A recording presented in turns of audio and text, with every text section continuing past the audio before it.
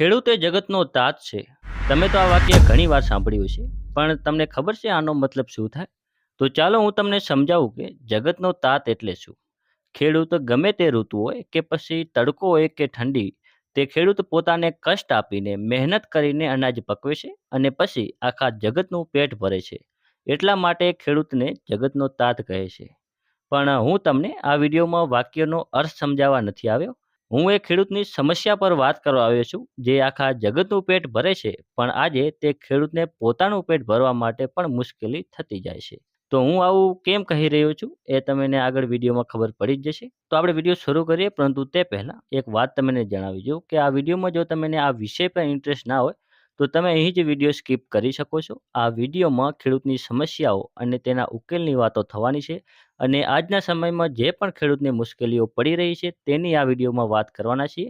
તો તમને આના પર જો ઇન્ટરેસ્ટ ના હોય તો તમે અહીંથી જ જો વિડીયો સ્કીપ કરી શકો છો. તો ચાલો હવે આપણે આગળ વિડીયોની શરૂઆત કરીએ. નમસ્કાર ખેડૂત ભાઈઓ, સ્વાગત છે તમારું ફ્રેન્ડ ઓફ ખેડૂત નામની યુટ્યુબ ચેનલમાં.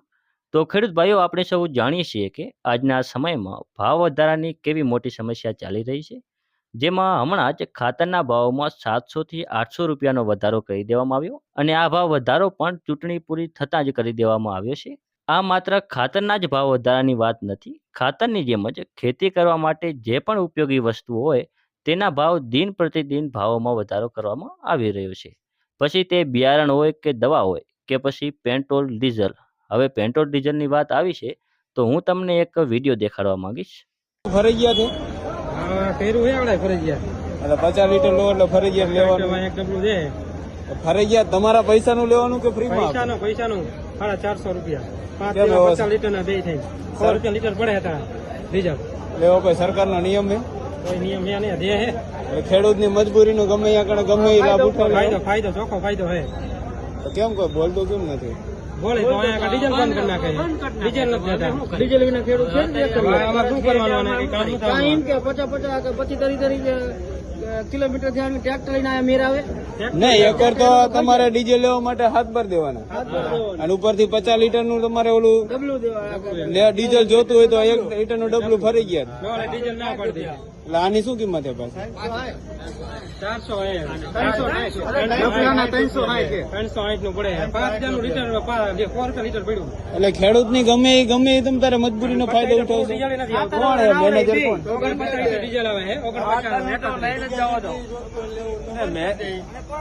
ખેડૂતને મજબૂરી છે હું અત્યારે હાંકવાનું હોય તો બીજા એક હાલે જ નહીં. આ 50 લીટર એટલે કાંઈ નું કહેવાય હવે એટલું તો. વાહન લઈને તમે આવો તો વાહન 30 કિલોમીટર ત્યાં લઈને આવે તો મેર આવે. 31 તો હવે તમે જ કહો, આ કેટલા ટકા યોગ્ય છે? જે ખેડૂત ખાતર લેવા જાય તો તેને બીજા વધારાના દવાના ડબલા લેવા મજબૂર કરવામાં આવે છે અને હવે ડીઝલ લેવા માટે પણ એની સાથે તેને ઓઇલ લેવું ફરજિયાત કરવામાં આવ્યું છે. એટલે આ લોકો ખેડૂતને સમજે શું છે? અને અત્યારે જ્યારે ખેડૂતને ખેતીના કામ માટે ડીઝલની જરૂર પડતી હોય છે ત્યારે જ ખેડૂતને પૂરતું ડીઝલ નથી મળતું અને સવારથી સાંજ સુધી લાઇનમાં ઊભું રહેવું પડે છે. આ સરકારને ખેડૂતને આપવા માટે જ ડીઝલ ખૂટે છે.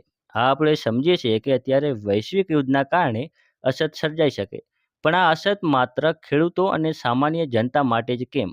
જ્યારે ખેડૂતો દ્વારા તેમના ખેતરમાં કંપનીઓના કામ રોકવામાં આવે છે ત્યારે તો પોલીસ પ્રોટેક્શનના નામે આખા કાફલા કંપનીઓના કર્મચારીઓ સાથે હોય છે, ત્યારે તેને આ ડીઝલની અછત નથી સર્જાતી. ત્યારે ગાડીઓ ઉપર ગાડીઓ આવતી હોય છે અને ખેડૂતોને ઉપાડી જાય છે અને જે કામ રોકાયું હોય છે તે કામ પૂરું કરવા માટે પોલીસ દ્વારા ધમકી આપવામાં આવે છે. ને ત્યારે જેટલી ગાડીઓ સાથે હોય છે તેમાં કેટલું ડીઝલ વપરાતું હશે ત્યારે તેને કોઈ પણ જાતનું ડીઝલ ખૂટતું નથી. આ સરકાર હવે ખેડૂતોની રહી જ નથી. આ સરકાર ઉદ્યોગપતિઓ અને કંપનીઓની થઈ ગઈ છે.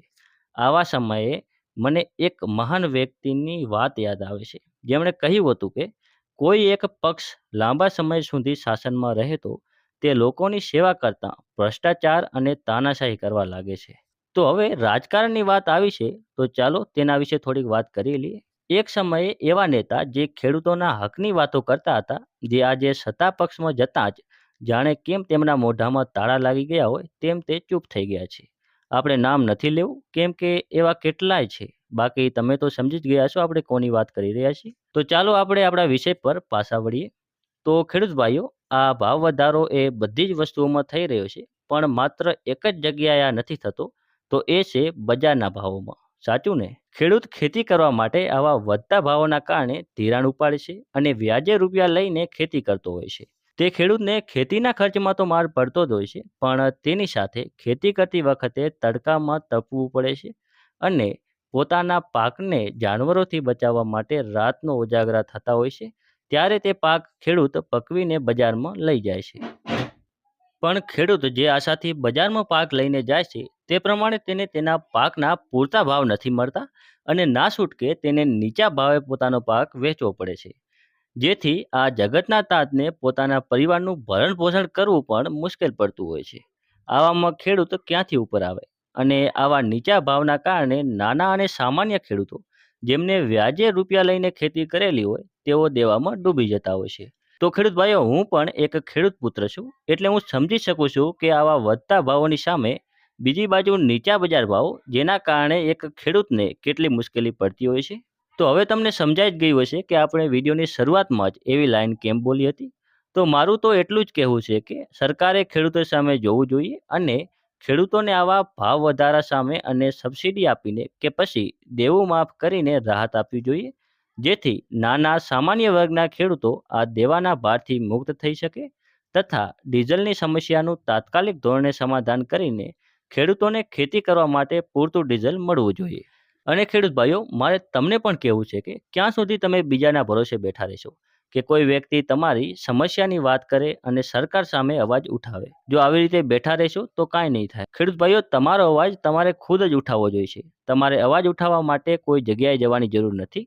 તમે માત્ર તમારા મોબાઈલથી જ તમારો અવાજ ઉઠાવી શકો છો. જ્યાં પણ તમને એવું લાગે કે અહીં કંઈક ખોટું થઈ રહ્યું છે, તો ત્યાં તમારા મોબાઈલ દ્વારા તમે વિડીયો બનાવીને સોશિયલ મીડિયામાં અપલોડ કરી દેવાનો. બસ આટલું જ કરવાનું છે. પછી બાકી આપમેળે બધું જ થઈ જશે. કારણ કે આજના સમયમાં સોશિયલ મીડિયા એ આધુનિક સમયનો અવાજ છે. કારણ કે જે પણ આપણે લોકો જોઈએ તે બધા જ અત્યારે વોટ્સઅપ હોય, ઇન્સ્ટાગ્રામ કે ફેસબુક અથવા યુટ્યુબની વાત કરીએ તો તે બધા જ ઉપયોગ કરતા હોય છે, જેથી તમારો અવાજ જલ્દી સરકાર સુધી પહોંચી શકશે. અને બીજું કે ખેડૂત ભાઈઓએ મળીને એક મોટું સંગઠન બનાવવું જોઈએ, જેમાં પોતાના હક માટે અવાજ ઉઠાવવો જોઈએ અને આંદોલનો કરવા જોઈએ, જેમાં નીચા બજાર ભાવો, ખાતરના વધતા ભાવો, પેટ્રોલ ડીઝલ પૂરતું ના મળવા સામે અને દેવા માફીની માંગ કરવી જોઈએ. આ આંદોલન માત્ર એક વિસ્તારમાંથી જ નહીં પણ આખા ગુજરાતના ખેડૂતો દ્વારા એક સાથે કરવું જોઈએ, જેથી ખેડૂતોની એકતાને કોઈ તોડી ના શકે. જેમ કે પંજાબના ખેડૂતો, જેમની ખૂબ જ મજબૂત એકતા છે અને તેઓ સાથે મળીને ખેડૂતોની સમસ્યા સામે અવાજ ઉઠાવતા આવે છે, એ તો આપણે જોઈએ જ છીએ. એવી જ રીતે ગુજરાતના ખેડૂતોએ પણ હવે જાગૃત થવાની જરૂર છે અને પોતાનો અવાજ સરકાર સમક્ષ રજૂ કરવાની જરૂર છે. નહીંતર આ સરકાર ખેડૂતો પર આવા જ અત્યાચાર કરતી રહેશે. તો હવે ખેડૂતો જાગો અને તમારા હક માટે લડો. બાકી તો તમારું આ વિષય પર શું વિચારવું છે તે તમે કોમેન્ટમાં જરૂર જણાવજો. અને છેલ્લે તો હું એટલું જ કહીશ કે ખેડૂત એકતા એ જ ખેડૂતનું ભવિષ્ય છે. જય જવાન, જય કિસાન.